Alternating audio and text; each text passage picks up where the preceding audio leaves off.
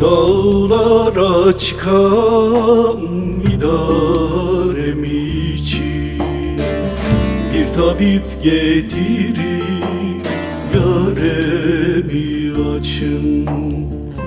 Bir tabip getirin, yaremi açın. Yarem çok derinde kefen için, ya ben ağlamayım kimler ağlasın. Yaralı sinemi anam bağlasın.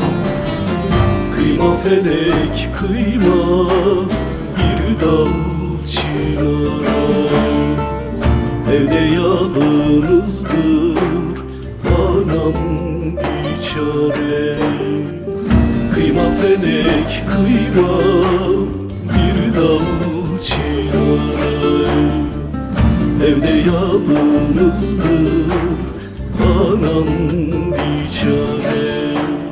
Oy oy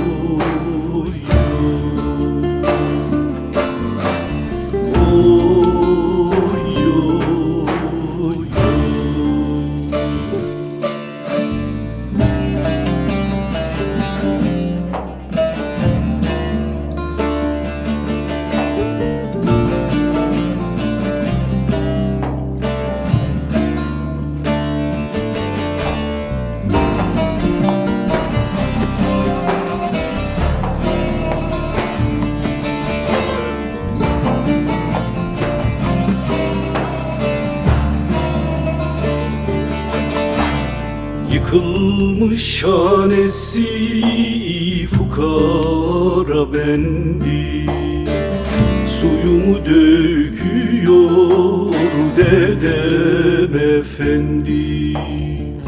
Suyumu döküyor dedem efendi. Cenazemi yıkar turabi kendi, ya ben ağlamayım kimler ağlasın.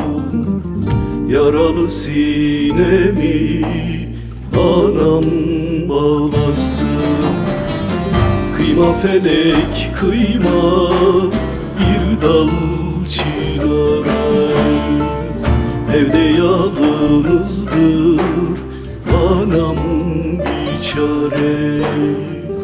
Kıyma felek kıyma bir dal çınara, evde yalnızdır anam biçare. Oy oy